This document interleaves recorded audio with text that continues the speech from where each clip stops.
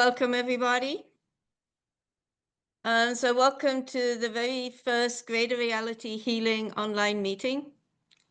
This program is designed to help people journey from deeply grieving and struggling to brightly shining.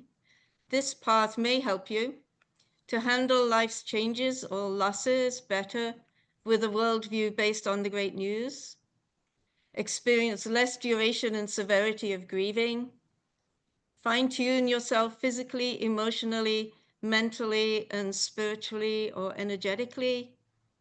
Become more aware of silver linings that accompany life's apparent dark clouds. Benefit from silver linings, and when you are ready, share them with others.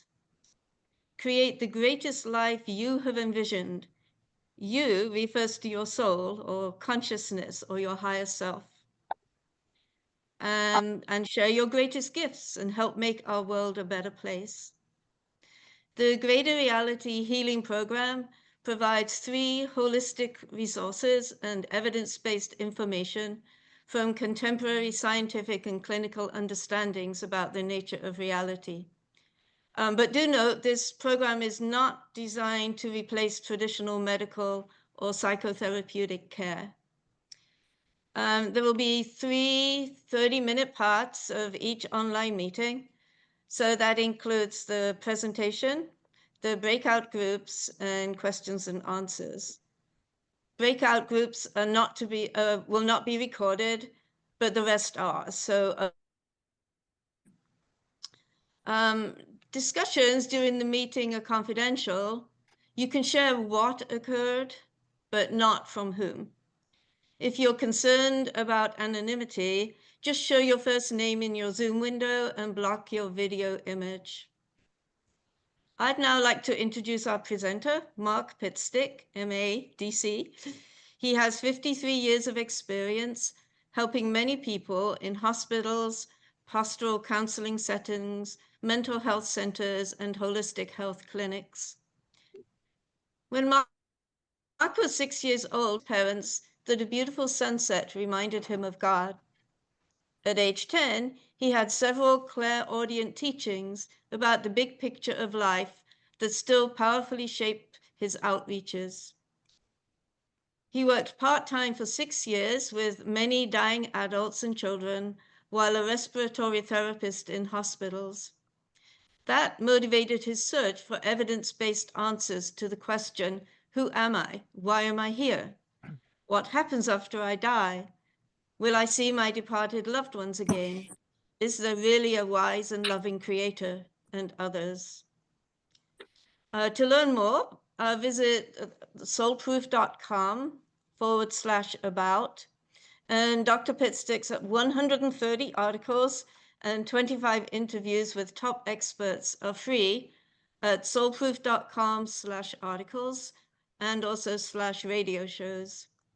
His 8 ebooks, 10 audio programs, and documentary film are also free at /shop. Over to you, Mark. All right. Thank you very much. Thanks for continuing to let people in, Allison. Everyone, if you're not speaking, please mute yourselves. And please enable your video if possible. I saw in the chat box a couple of you said you're not able to enable your video. We're not blocking that. As you can see, a lot of people, you can see them. So to enable your video, go to the lower left of your Zoom screen. Just a little bit. Maybe I don't know if I can do both. I have to go to the other room. Click on the video icon, and so there's not a red line through it.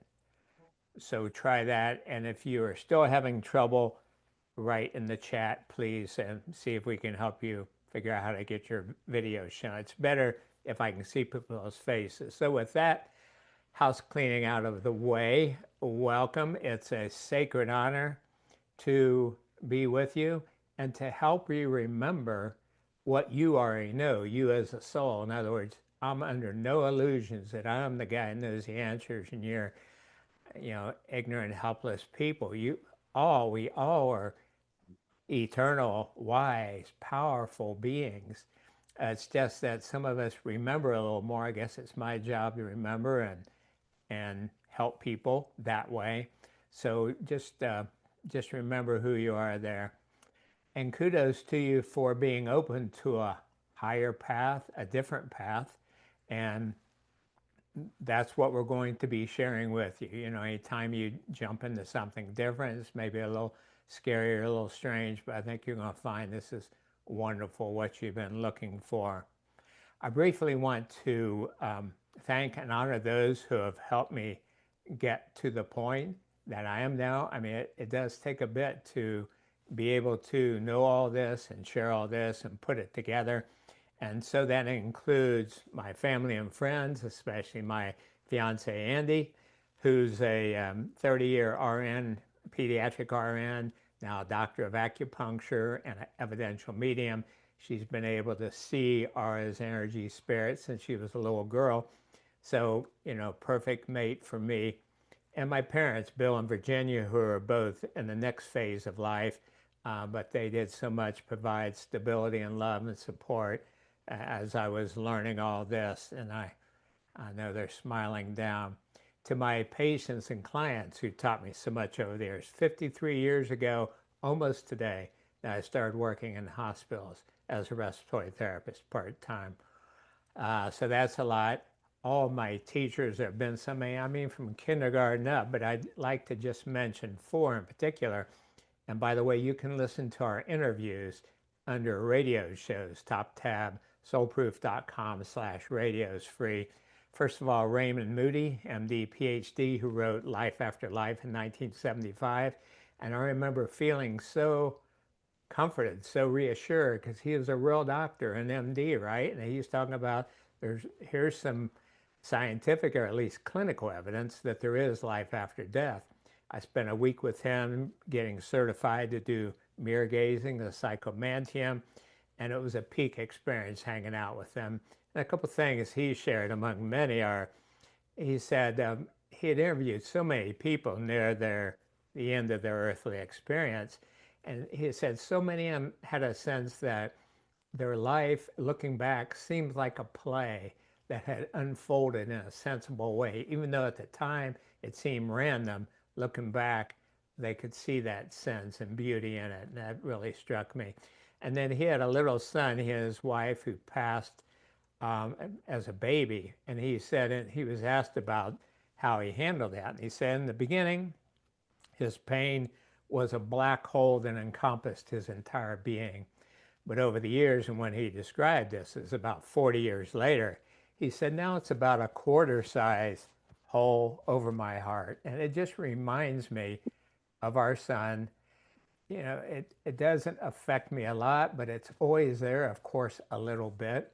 And so that helps you know that things do change over time. Next person is Dr. Brian Weiss, MD. I spent a week with him doing a past life regression training. Brilliant man like Dr. Moody. He said that souls do not want what humans want. In other words, most humans want things to be easy, safe, and comfortable. And that's called a rest incarnation. In other words, you don't get much spiritual growth and learning done. It's kind of like taking a vacation on Earth. Souls want growth. They want to learn. They want to help others. And they want adventures. And so that helps you understand why your real self, your higher self, the totality of your energy, may have chosen some of these things you're going through right now. He also said, interestingly, Earth is like the toilet bowl of the universe. There's one I wouldn't forget. He said, yeah, it's a beautiful, precious place, but it's about the worst place from everything he knew.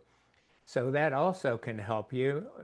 You realize, man, this is tough. And if you're having a tough time, welcome to the crowd, you know, welcome to the human race.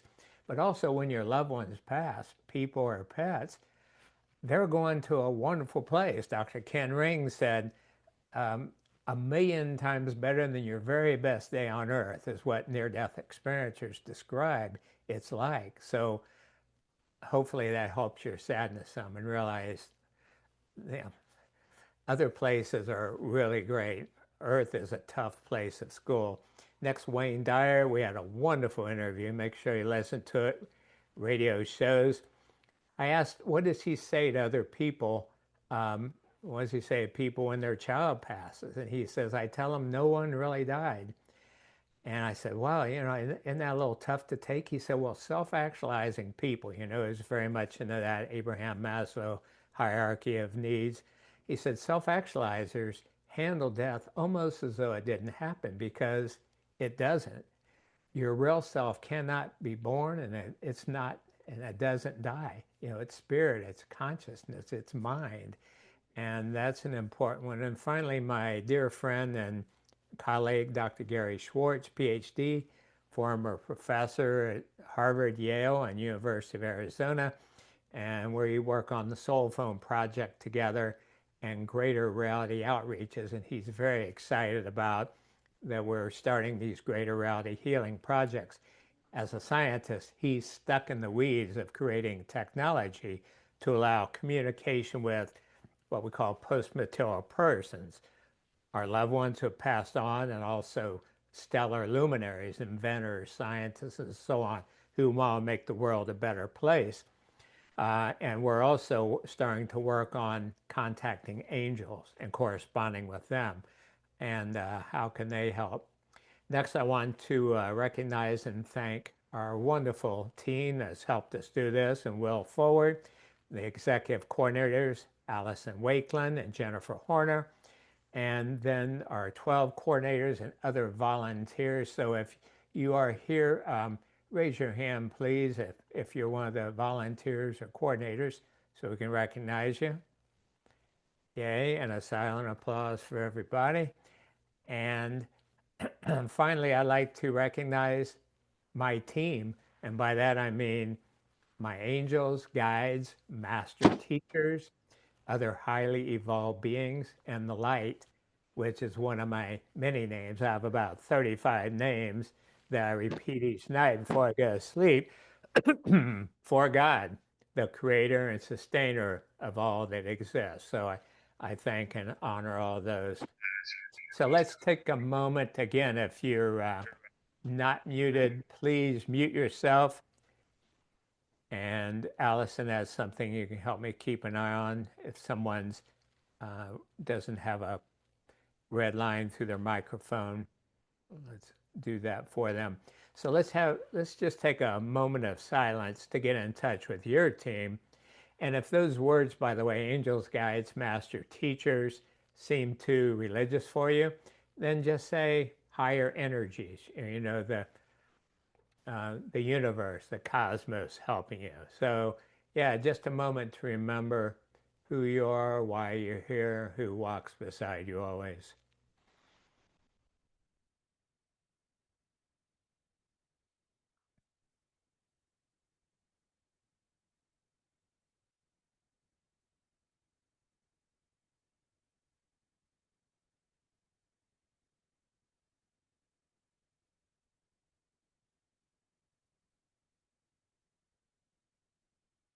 So to all our higher energy assistants, creator, creative intelligence, thank you for your presence, for all your guidance, assistance, and love in helping us just as we need it so we can awaken to the big picture of life, do what we came here to do, help others, make our world a better place. Thank you, and so it is. Amen.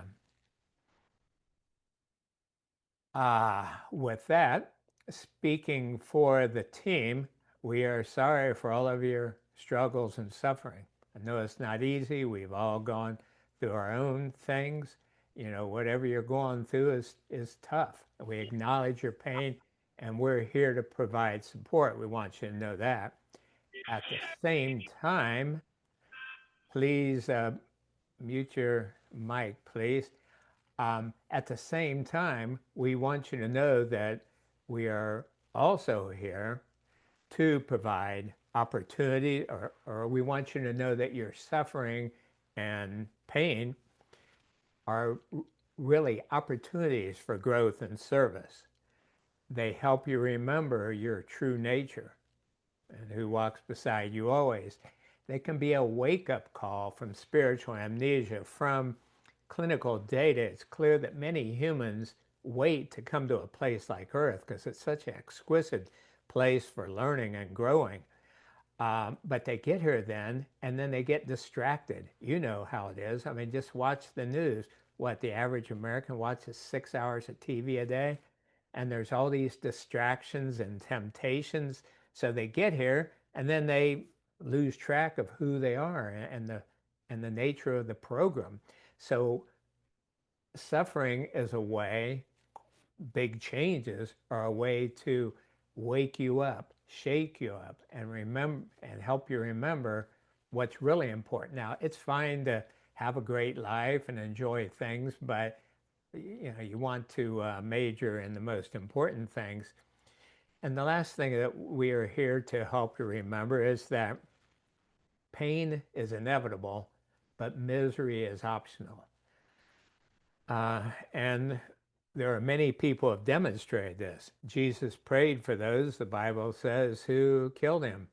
Gandhi was shot 3 times in the stomach by an assassin. You know how much that hurts? And as his body was dying, because his real self doesn't die, but as his body was dying, he lay there saying words of God, Ram, Ram. Elizabeth Boyson, the co-founder of Helping Parents Heal and the president of it, her little daughter passed, and about 15 years later, her college-age son. And within a week, I mean, of course she missed him, of course she was sad, but within a week she was putting together and searching, how can she help others? How can she find meaning behind this, what happened, and and help others take a higher approach, because she had gone to traditional grief groups, where people 20 years later, and I'm not criticizing by any means this, but they'd say, my son passed 20 years, 4 months, and 3 days ago, and they would pass around a heavy rock, whoever's talking. She's like, this is not for me. I know my son's still here. He's sending me signs and contacts. I'm going to make him proud. I'm going to honor him. I'm going to find the silver linings and share them with others. And that's where he started Helping Parents Heal. And that's the same theme. I've been helping Parents Heal for 14 years. And that's the same theme that we're using here, a higher energy way of dealing with all of life's big changes. And then finally, I'll share Allison, a mom named Allison. When her son Davy passed, she made the decision very quickly. She said, okay, I can't see, hear, touch him physically like I could. I'm going to find out how to sense him spiritually so I can continue a different kind of relationship. So you can feel and hear the power of these people, and you can do the same thing. If anyone does it, you can do it too. Here's another saying, and you may want to write some of these down, post them where you see them. And this comes from the Orient. It says, you can't stop the birds of suffering from flying over your head, but you can keep them from building a nest in your hair. And for some reason, that one's been really easy for me. But you get the point. I mean, if you're on Earth, you're going to run into some suffering and pain, but you don't have to hold on to it so much. You don't have to primarily identify it. It's like a recovered alcoholic. Hey, how you doing? I'm an alcoholic. I haven't drank for, and again, they got the days, the years, the months, and again, I'm not criticizing, that works for them great, but when you encounter loss, don't hold on to it tightly, and certainly don't let it identify your entire being.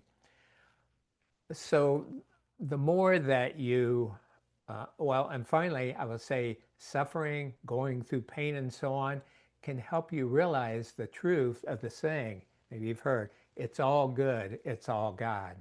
And that's true, and it's obvious if you can see it clearly.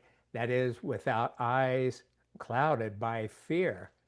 And every major religion, and there are 5 considered the great religions, recognizes this, that it's all good, it's all God. Hinduism, for example, has the teaching of the blind man and the elephant, I'm sure you've heard, where being blind, they each could only sense what was right in front of them. An elephant's like a wall, an elephant's like a leaf, and they weren't seeing the big picture. In Islam, The saying is, all is Allah.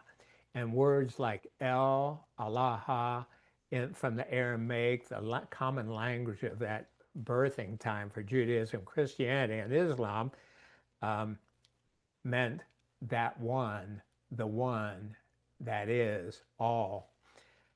Judaism, the Hebrew Elohim, very close again, it meant sacred unity, one beingness. In other words, in that view, God was not a huge being sitting above us up in the sky, but rather a unity that we're already part of. So that's part of this awakening. In other words, we have the saying, when adversity strikes, it can make you better or bitter. And so when you're on your knees, you're dealing with something that's really tough, that's when you can learn. You can search for the meanings to existential questions, and you can discover that, guess what? You're not separated from God. You're not separated from other people. No one really dies. All those beautiful truths that describe the nature of reality, how life is really set up. And one of my favorites for the fifth religion is from Buddhism, and that is a story where when Buddha was at his height of popularity, and kings and queens were literally traveling across continents to seek counsel from him, he was asked, "Are you an angel?" He said, "No." "Are you a god?" "No." "Then what are you?" He said, "I am awake." And that's it, folks. End of course. You got it right there. When you wake up, when you open your eyes, when you search a little bit, when you look at the big picture of life, it's all good news. You realize there's nothing to fear. What do angels say when they visit? Fear not. Now, those are some pretty straight up teachings. In other words, I just said a lot of things and I said them as straight up as I could. Depending on where you are on the spiritual path and a number of factors, which I'll mention in a moment, that could sound obvious, like, "Oh, I thought you were going to tell us something new, Mark." Or it could sound, "This is crazy. I don't know what the hell he's talking about," or somewhere in between. So let's just see by show of hands, please. For how many people are you with me so far? Is this pretty like, yeah, I understand that. That matches my understanding of reality. Okay, thank you for that. And again, if you're not shown, please do. All right. Yeah, you can just raise your actual hand. All right, for how many people like, "Mark, I think you've gone off the deep end here, buddy. You lost me. This does not make sense at all." And if you feel that way, really share it. I don't care, but I would like to know. Anybody in that group? Okay, good. And then how many of you would say you're in between those two ends of the spectrum? And please be honest. Okay, well, we got the A team here, Allison. I'm going to keep going full out then.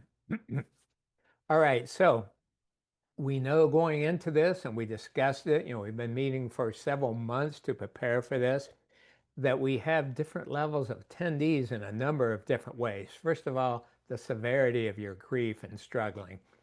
It could be severe, and you could just be raw and really deeply grieving. It could be you're pretty well healed, and you want to find out how can you identify the blessings, the silver linings, benefit from them, and share with others. Duration.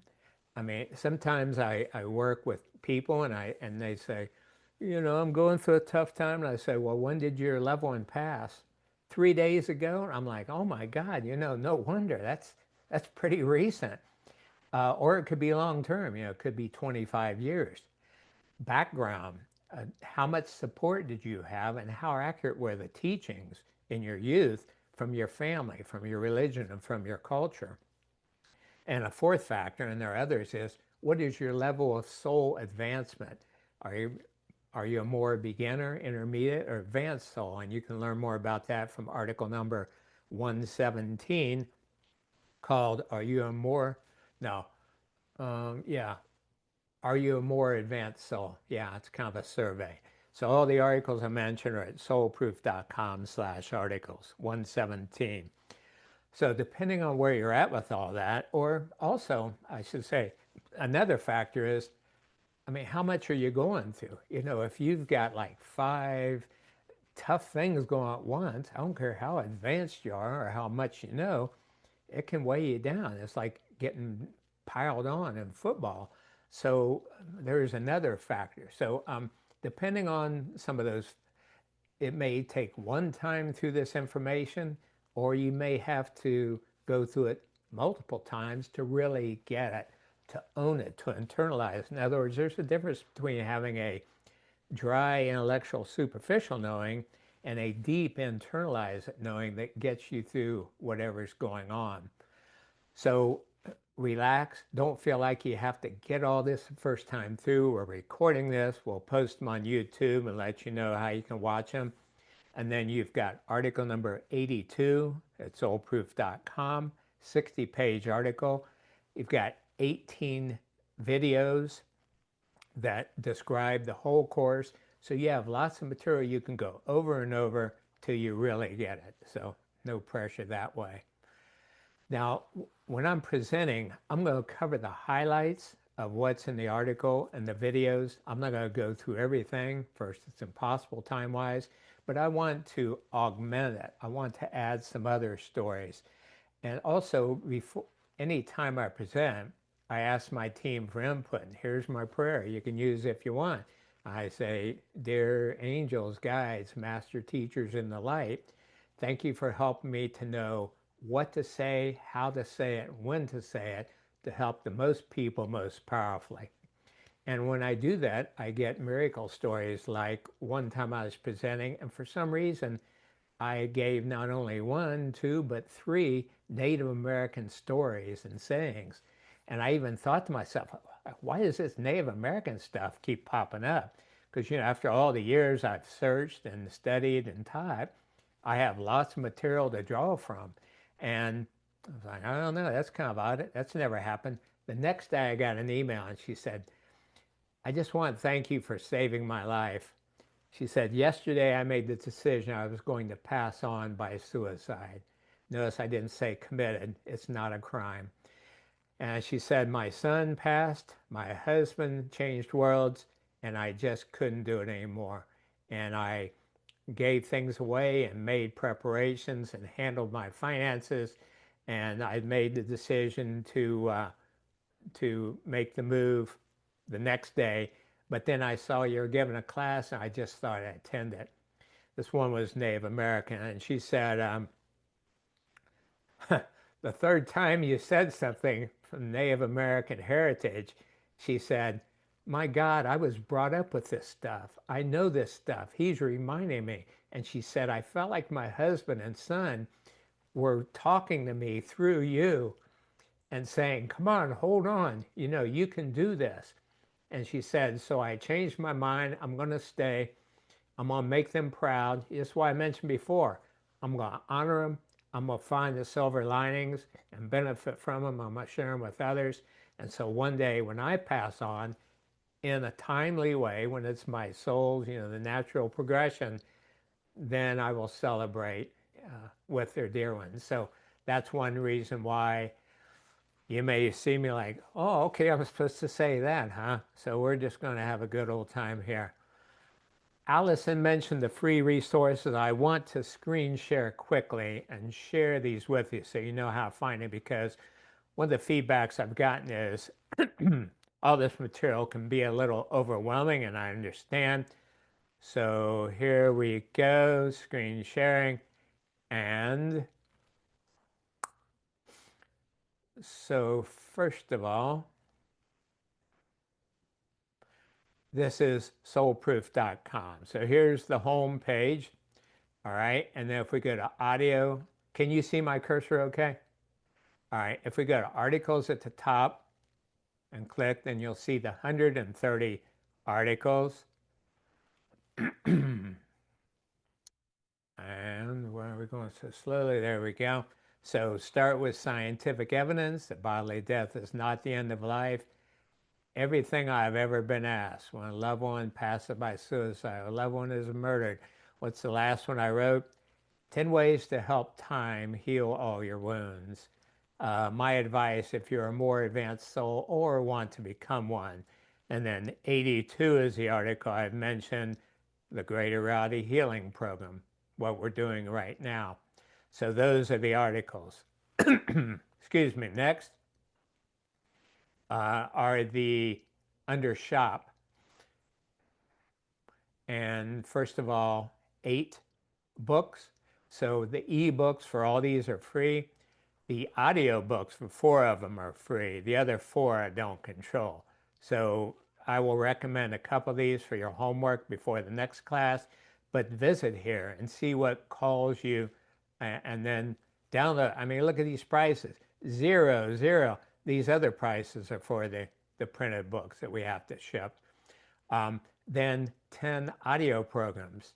Have a life review, past life regression, pre-birth planning, afterlife contacts. Again, for that special low price of 0. And then finally, the Soul Proof documentary. And this is a 90-minute video. It's wonderful, if I do say so myself. So use these things. Then next, if you go to the top tab, Greater Reality Programs, please mute yourself if you just came in, please. Greater Reality Programs, and then the sub-tab, Greater Reality Healing. And you will see then, here's the program with a table of contents. In other words, if you read article number 82 on the website, you can't put page numbers in there. But if you go to this one, it's a PDF with the table of contents, page numbers, and that way you can say, okay, you know, I want to learn more about centering practices. How can I quiet my brain, be still, and know that I am God, and know my loved ones with the divine? So I want you to know about that. The next thing is the 18 videos I created. So these are each 30 minutes long. This covers the entire program. So this allows you to work at your own pace. And another reason why you don't have to worry about catching everything when we meet tonight. It's all spelled out here in these videos. Now, the other thing I want to share is the Helping Parents Heal site. Some of you have had one or more children who have passed. But even if you haven't, much of what these parents have to share is so powerful for anyone with any kind of loss or struggle. And there's 2 main areas I will point your attention to. First of all, under YouTube videos, top tab, and then affiliate leader / caring listener videos. There I am with my moderator for those. Then Holohan, and these are 130 parents, leaders of helping parents heal, sharing things like how did they detect their child's presence. And you can use that information if you have like a spouse pass or sibling or dear friend or even pet. Like how did they cope? You know, how did they get through the dark night of the soul? What is their belief or knowing about there being a time and a rhyme and a reason to all this, even though from a limited human perspective it seems totally tragic and cruel. So highly, highly recommend you watch these. And then the last thing under resources, top tab, Shining Light resources. And then this is a whole page of free resources, including some of mine that, again, are so useful for everyone. So I wanted to share that information. All right. And I know I'm approaching my 30 minutes, right, Allison? Yeah, it's time for breakout rooms, pretty Okay. Oh, gosh. I'm not even close. much. Oh, I tell you what. Well, give me a couple more minutes, and then I'll wrap up some ends when we come back here. So, the bodily death of a person and pet can be difficult. Doesn't have to be, but usually is. And by the way, I say bodily death of a person. You notice I didn't say your loved one died, your pet died, because they didn't. Only their earthly shell did, their physical form. 99.9% of who they are is still alive and well. And then other changes can seem like losses, especially when 2 or more things happen. So when big changes happen, Some people feel what are called lower energy emotions: sadness, pain, regret, anger, despair, etc. And they may think they don't have any other choice. And you know how society sometimes teaches things that aren't true? So you may say, well, I had 2 loved ones pass in the last month. I guess I have to feel despondent now. Well, you don't. There's a higher path. And then in a misguided attempt to cope with this, some people choose lower energy actions: excess alcohol, drugs, sexual infidelity, hurting themselves or others. So this program is here to teach you, to share with you, to support you through a higher path. And here's the big key, and this really kind of surprised me. I learned from all those parents that you can still feel lower energy emotions, sadness and loneliness and so on, and at the same time, consciously choose moment by moment to think, speak, and act with higher energy emotions as much as possible. That's the key. It doesn't have to be one or the other. It can be both. So that's the formula. And some of the ways people do that, they wear a rubber band around their wrist. And when they catch themselves thinking about, oh, life is so horrible, I lost this, I lost that, just snap yourself and say, quit it, and focus on something happy like wonderful memories you had or knowing you'll see each other again. Set intentions, pray, go to meetings like this, read uplifting books and watch videos, listen to music. It makes you feel peaceful, energized, and inspired. Attend services at a church or spiritual center. Spend time in nature. And very, very important, serve others. And see article number 77, Centering Praxis, to learn more.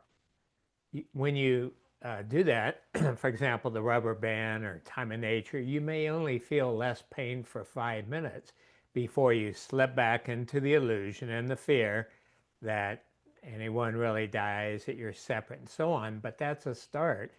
And then over time, you realize you have control over how you feel, and that in truth, this earthly experience is a totally safe, meaningful, and magnificent adventure amidst forever. And these are eternal lessons, by the way. You know, in spirit world, it's easy to sit around, yeah, everything's perfect, it's all good, it's all God, you know, but there's nothing bad going on. When you become a master is when you can come to earth and remember how things really are. When you can be through difficulties and still let your light shine. That's when you really know. You know, there are different levels of understanding. So these eternal lessons then become part of who you are, because remember, you're much more than this body you see in the mirror. You're a being of energy, consciousness, spirit, light, information. And so that's the understanding of heaven and hell. Is your energy more hellish, full of fear and anger and all that? Well, then your life's kind of like hell.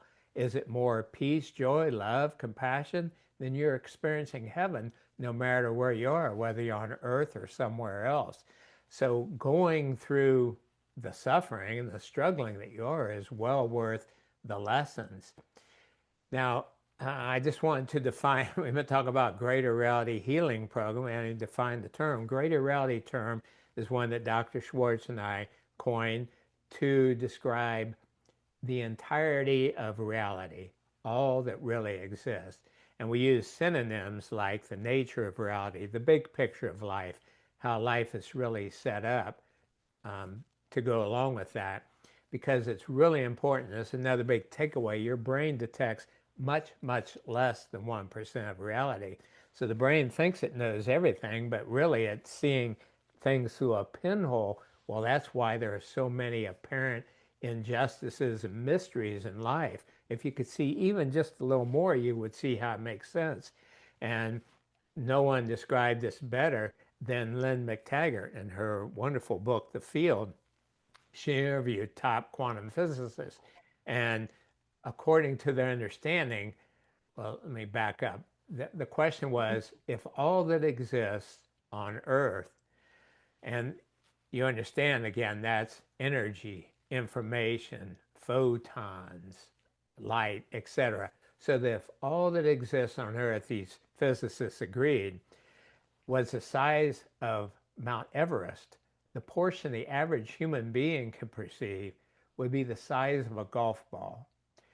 So again, that's how much of life the average human doesn't detect, and why it seems like life is unfair and cruel, especially when big changes like loved ones passing happens, when in fact it's an optical delusion. So that's a really important point. Now, the Greater Reality Healing Program is based on the great news, and those are 10 items about the nature of reality that Dr. Schwartz and I compiled when we wrote our book, Greater Reality Living. So the great news is listed under article number 19 and the evidence for it. Everything we list there has clinical and or scientific, clinical and perhaps scientific evidence behind it. And then it also is what we call experiential evidence, that is based on firsthand experiences.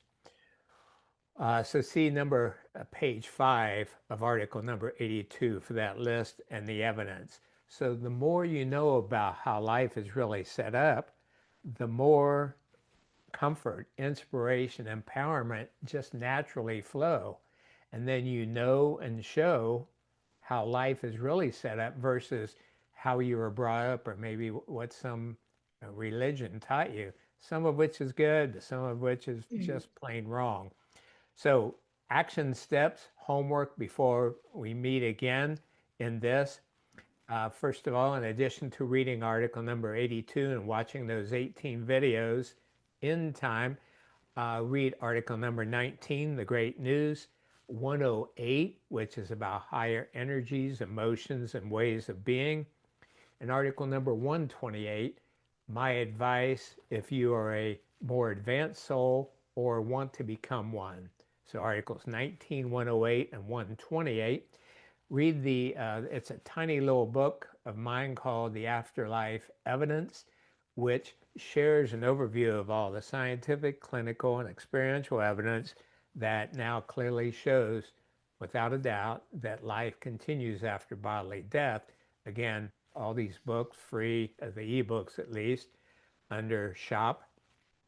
Read my book, Ask the Soul Doctor, to answer your biggest questions and learn holistic solutions to your toughest challenges. Use my holistic breathing technique, the most powerful way I know to get rid of old wounds, limiting beliefs, needless fears. Very, very powerful. It's described in article number 70, and then you can use this holistic breathing technique.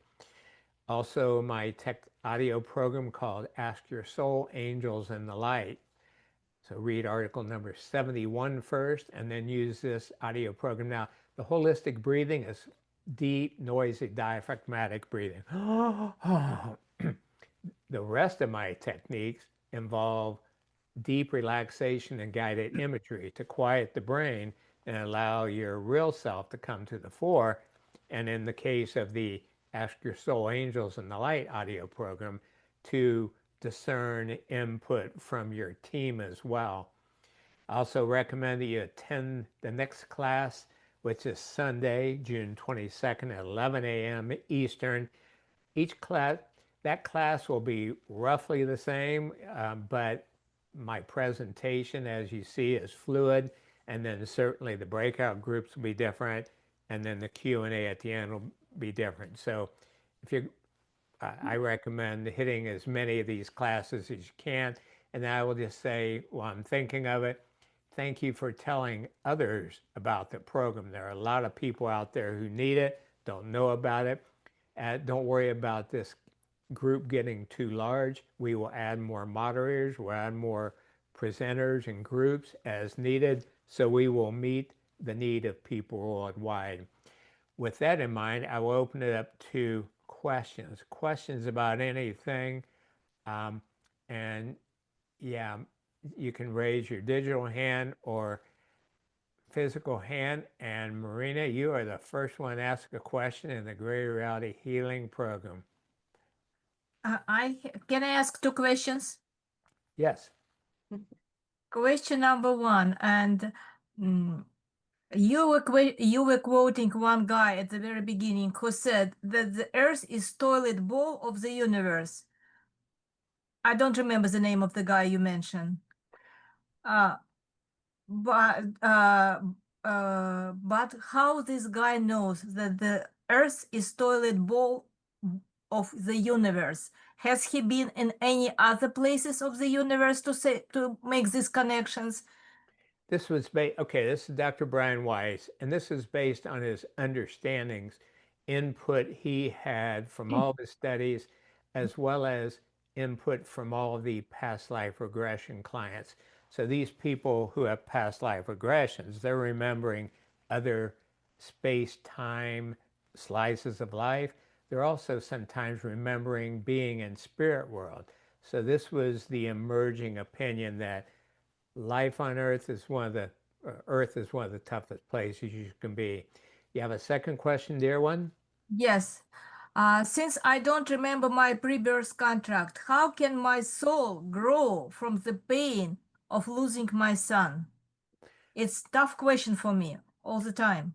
Yeah, well, first of all, you didn't really lose him. You know, life and love are eternal. He's probably right beside you right now saying, Mom, you're driving me crazy. You I never don't feel him. I I need know. his physical presence. I know. Marina and I, to the rest of you, by the way, we've talked many times in the Helping Parents Heal group. I can always count on her for great questions.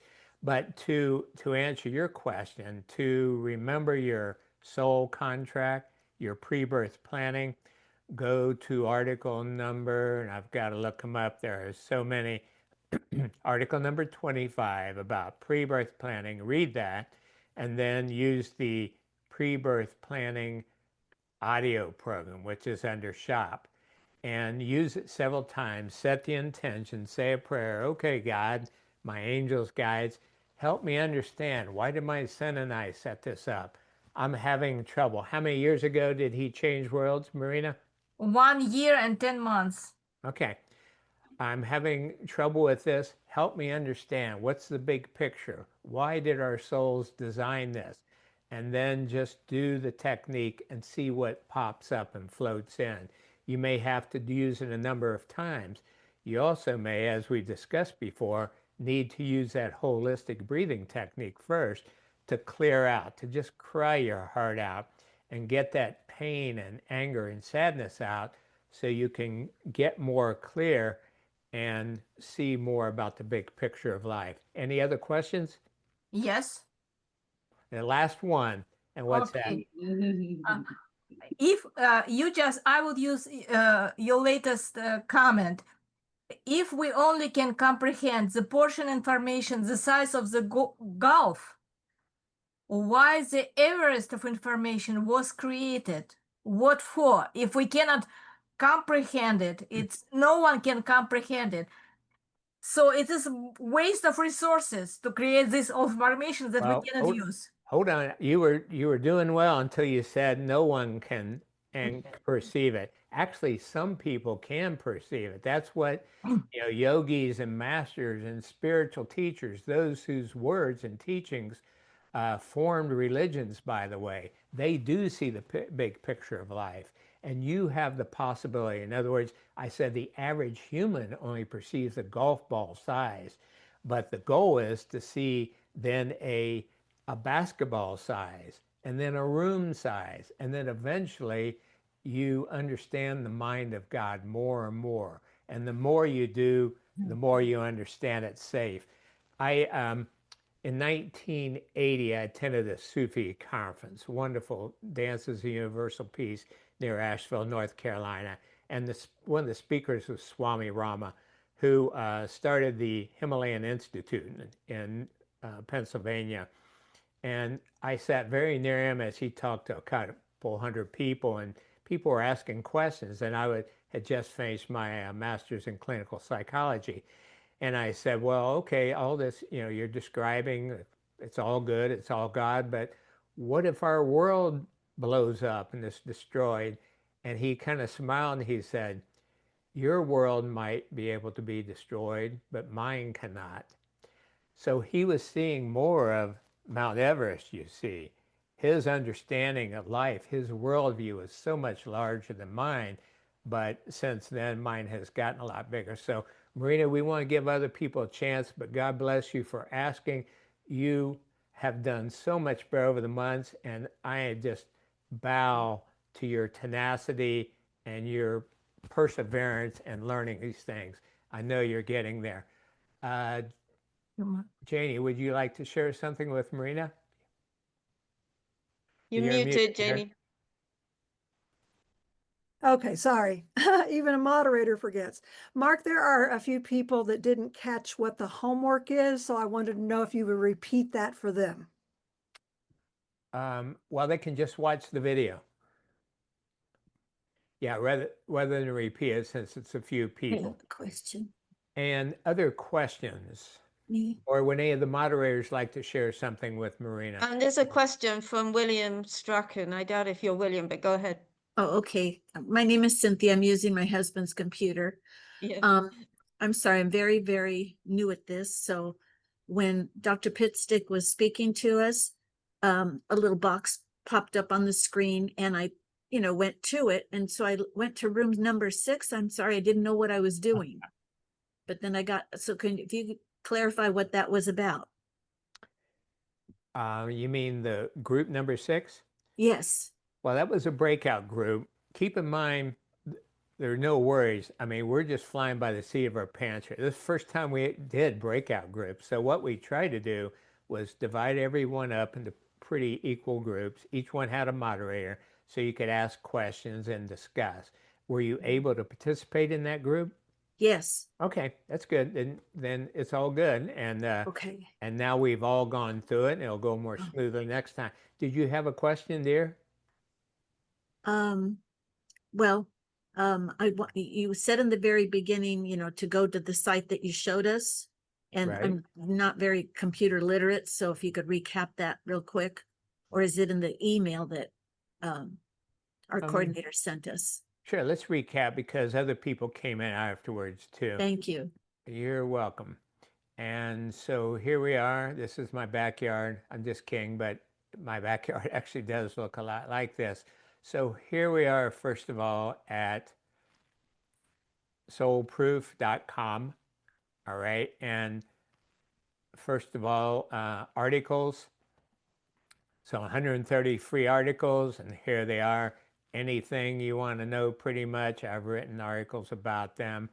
Evil spirits and the devil.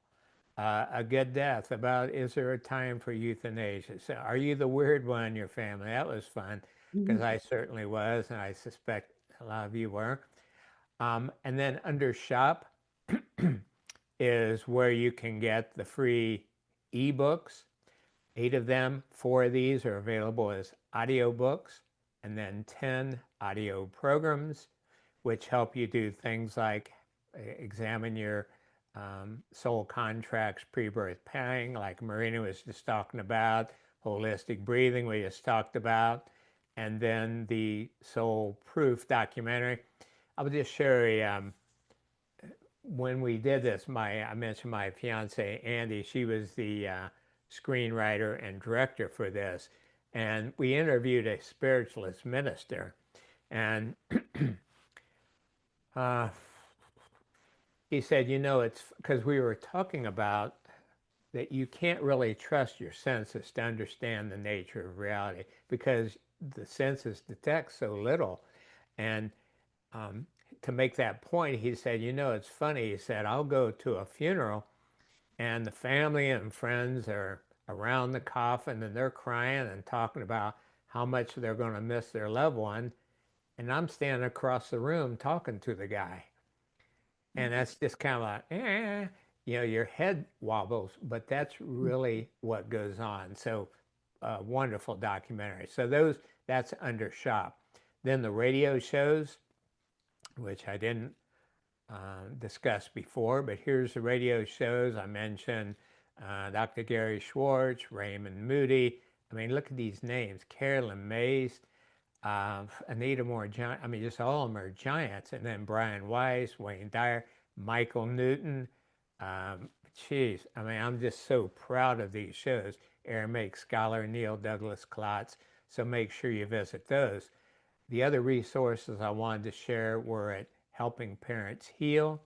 And so here's their homepage, helpingparentsheal.org. And I draw your attention to the top tab, YouTube videos, the very first sub-tab, affiliate leader interviews. And this is where I interviewed 130 parents. And so you can watch these videos, so much to learn there.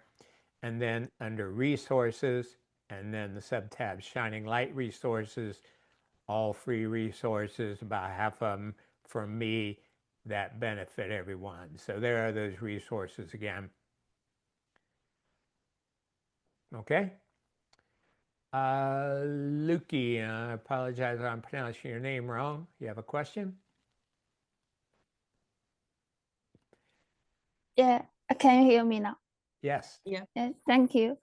I have a question that sometimes or most times we are living in the moment of suffering. And my question is that after my first loved one passed away, I realized that if I live longer, and sorry, I'm a little bit emotional. That's okay. You do not have to apologize for that. That's part of it. That if I live longer, that there is more deaths I have to experience because animals live shorter than humans, 15 years, maybe several years, and my parents. So how to face the suffering that is foreseeable. But I mean, you can see in the future, you have to experience a lot of suffering, not in the moment. I get So, it. Yeah. You understand that if you live long enough, you're going to have loved ones who pass on. Well, you understand that's part of the earthly experience, and it's actually all okay. And that's what we're talking about on this program. So I can't answer that, in 2 minutes, but I can say, do the homework that I just recommended, like read the articles, read the books, use that holistic breathing so you get rid of your sadness. And then some of the other things I mentioned, like make your loved ones proud of you. In other words, honor them, create meaning. I'll give you an example. I had a mom who contacted me and she said, my son, my husband, and our dog all passed on in the last year. And she said, they were my whole life. And I can't live. I don't want to live anymore. And so I'm going to move on. This is a different story. And I said, I understand it. I said, no one should or could blame you. That's really tough. However, before you do that, because that's a big step, maybe you want to try this. It's worked for some people, and that is serve others. Go out and serve others in the name of your son and husband and pet, and honor them and create more meaning. Well, I didn't hear back from her. I get emails from suicidal people almost every day, and sometimes I don't know if they did or didn't. Well, about 2 months later, I got an email from her and she said, I did what you suggested and it worked. She said, 3 times a week I go to a soup kitchen, and every plate of food I pass out, I picture my son, husband, dog in my mind. I silently repeat their name. And she said, I feel like I can sense them more since I've been doing this. So I decided I'm going to write this out, and honor my incarnations. So there's just a few ideas, but remember you have all these resources, the article, the videos, watch the recording of this, and then come to the next meeting on Sunday, the 22nd, and we'll work together with you. Okay, you can email me, mark@soulproof.com. My answers will be short but to the point, and we have all this team. We will get you what you need to answer your questions to get you through this, okay? All right, yeah, Gina, thank you're you. up here. Hello, doctor. So I have a couple of questions. My first question is, about karma. Is my suffering related to like me being a bad person in another life, or? Yeah, that's a great question, and it's a big one. And so it won't surprise you know that I have an article on karma, and that is article number 65. So I recommend that you read it. But one of the big points to understand about karma is that it's not punitive, it's instructive. And so once you learn your lessons, your quote negative karma goes away. But in many cases, going through tough times was chosen by your soul for good reasons, to help you grow and learn more, to allow others to work on you, to counsel, be your physicians and so on, so they can practice. Or it could be so that you do experience the tough side so that you do better in the future. So it's nothing to fear. It is something to learn about and react to so that your life's easier as much as possible. Another question? The other question is, my daughter was 31 years when she passed, and she was hardworking, never did any drugs. She was a young mother. I guess I look around and I see bad people doing bad things, and I think, like, why did they get a pass and my daughter didn't? Well, first of all, are you part of the Helping Parents Heal group yet? I mean, I'm familiar with it. Okay. Yeah, go to their website, join in, and you can email me again, mark@soulproof.com, and I'll introduce you. We have caring listeners. They have classes every evening. So that really helps. A recent article that I wrote that I think would benefit is number 127, Might Children Who Pass On Be More Evolved Souls? And what we find is oftentimes that these children, they're more evolved souls, so they don't have to go through the whole earthly school. They come here for a short while, they create an inordinate amount of impact, blessing others, waking others up, and then are on to the next phase of life. And your soul agreed to participate in that, knowing that would break your human heart, but also knowing it would expand your heart and allow you to help others and make our world a better place. I wonder if a moderator would like to share something at this point.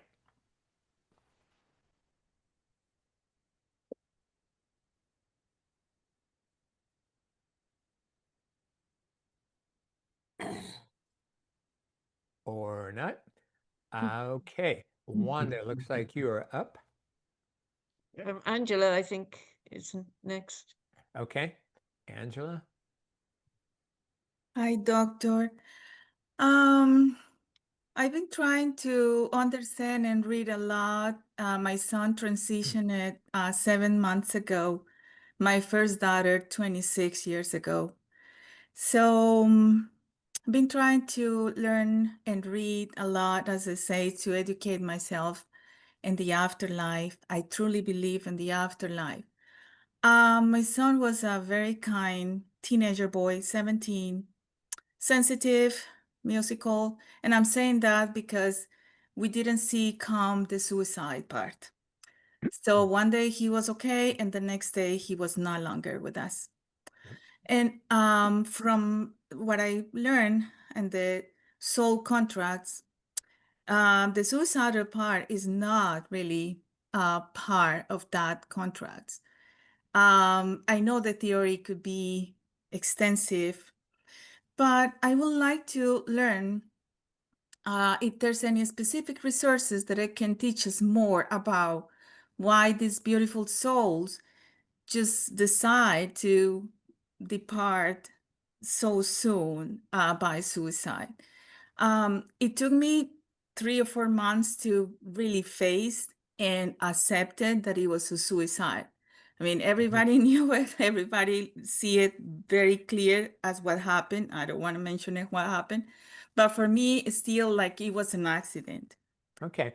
Well, first of all, I understand wanting to understand, but make sure you heal. In other words, sometimes people are looking for intellectual understanding, which really isn't satisfying. So, you know, the Elizabeth Kubler-Ross stages of grieving: denial, anger, bargaining, depression, acceptance. So you want to work toward the acceptance. Having said that, the articles I recommend for you are number 4, which is when a loved one passes on by suicide, and that discusses a lot of this. And then also the pre-birth planning article number 25.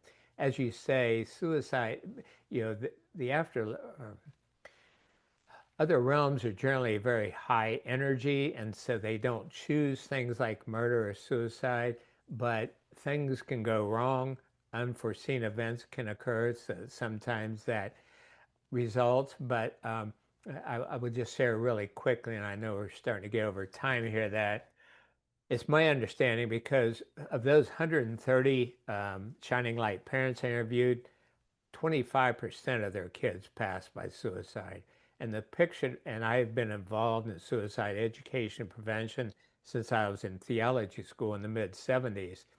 And the picture emerges for me is that many of these kids are more evolved souls, and as such, they need a matching environment. They need to be eating healthy food, drinking pure water, breathing pure air.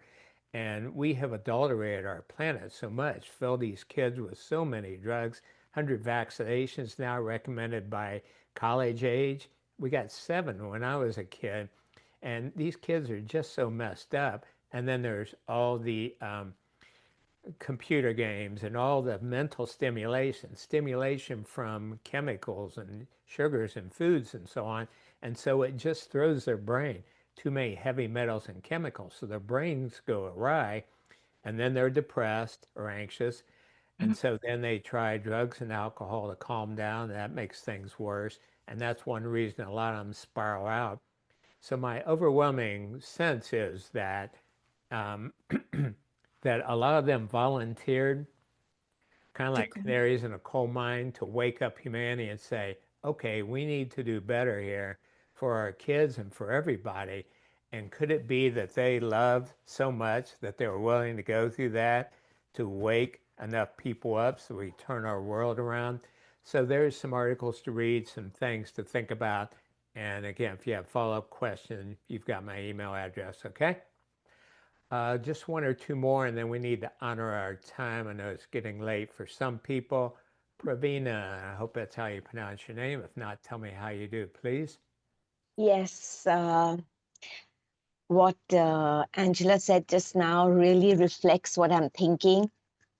My son too passed from suicide. I'm the only one who doesn't accept it. Everybody else does.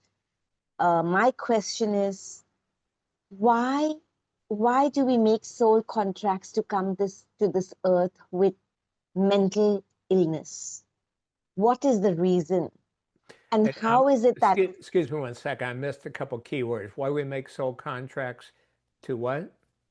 To agree to come to this earth having mental illness. Mental illness. Okay. Yes. And why, connected to this question, and why as parents... Hold on. Let me answer that one first, because that's a really big question. First of all, I mentioned there are beginner, intermediate, and more advanced souls is one way of categorizing. So more beginner souls might make impulsive choices of the body and brain that they inhabit, and so that suboptimal match might result in problems. So it's not that the soul chose to be mentally imbalanced. It's just that it kind of predictably happened because of that poor matching. And then also all the factors I mentioned, heavy metals, chemicals, etc. The other thing is that unforeseen, like we say, this is a tough place to be on Earth. So unforeseen, unplanned events can occur that the soul didn't see or his team didn't see, that can lead to things like mental imbalance and addiction. So go ahead, the second part of your question. And how as parents, we didn't see what was coming. Well, that is so common. So you're not the only one. Please don't beat yourself up over it. lots of people suffer in silence, and that's one of the things we're trying to reverse with both Helping Parents Heal and this group. You don't have to suffer in silence. You don't have to suffer alone. But a lot of these kids do. And again, they'll mask their pain with drugs and alcohol. They'll put on a happy face. And so that's why it's time for us to use approaches like we're doing here to share the truth, to learn about really what's going on, to be real, to be there for each other. So what I can share with you is there is a way to help you heal and accept, and also a way for you to bless others so that your child is applauding you, saying, "Good job, Mom." You know, that's perhaps part of why you agreed to go through this. Read those same articles, number 4, number 25. You have follow-up questions, let me know. Do the homework, attend the next class. We will get you there, okay? We're here for you. Thank you. My pleasure. Nelson, you're going to wrap up the evening, my man. Thank you for the presentation today. I really appreciate it. I noticed on the newsletter from Sandra Champlain that you have a background in religion. I went to a Methodist theological school, yeah, as part of my training. Okay. How do you handle when other religious leaders or some of that type approach you regarding like near-death experience and things like soul plans? Because it's some religions, it's not, I mean, something that I agree with. Yeah, it's a great question. Thank you. I actually don't have much contact with other pastors and priests right now because I'm so busy working on the Soul Phone Project, Soul Proof, Helping Parents Heal, now these programs. But I would say this, a couple things. First of all, based on the Life Between Lives of Dr. Michael Newton, he says about 85% of souls on earth right now are beginner souls, which means even if they're a minister or priest, whatever, they can still be a beginner soul and their minds aren't open to the big picture of life. Secondly, it wasn't so long ago that the church was behind scientists being burned at the stake and house arrest like Galileo. And so there's been a real schism between science and spirituality. Dr. Schwartz, I mentioned, says that the great majority of scientists and academicians are atheists, meaning they don't believe in a higher power, and nihilists, meaning they don't believe in an afterlife or that there's any sense to life. So they are closed-minded, and even when he does scientific research and presents it in a paper, a journal paper, they're like, well, we're not going to read that because it's obviously wrong because there's no afterlife. So I would just say that's part of the, yeah, I'm just having so much fun watching your dog. Your dog. I think he's stealing the show. So I would just say we don't bother talking with closed-minded skeptics. Now we do with open-minded skeptics, which is what I am and which I encourage people to be. In other words, be skeptical, but be open-minded to the evidence. Examine it for yourself and then make your own best decision. So, and then the same way for you, I would just say, there are ministers and priests and so on who are open-minded, who know about near-death experiences and other things. The ones who aren't, you can try to educate them, feed them some information, but don't take it personally if they're not open to it. Does that help? I approached that because when I read that your religious background and what your topic is, doesn't usually come together. I mean, so it's very interesting and thank you. It does answer my question. Well, you're welcome. I think it's becoming more and more common. It's kind of like, gay people coming out of the closet. There are closet spiritualists, people who are afraid. Again, it wasn't so long ago that people were put in mental institutions for saying they heard voices. They could be hearing the voices of spirit. They could be hearing their inner voice, And yet you tell a psychiatrist that and you get put on Haldol or institutionalized. So we're getting there. It's slower than I would like to see, but we're getting there step by step. And thanks for being part of the solution. Yeah, so I'll just say thank you all for coming. We really appreciate it.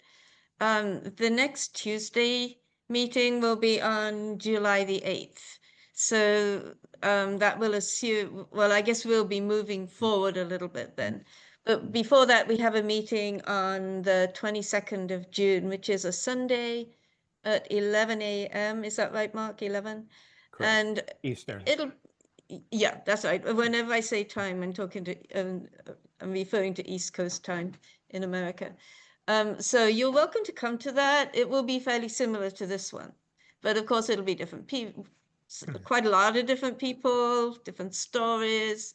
And, you know, there's just always, just being together is what really, really helps. And I think it really helps to be together, you know, fairly consistently.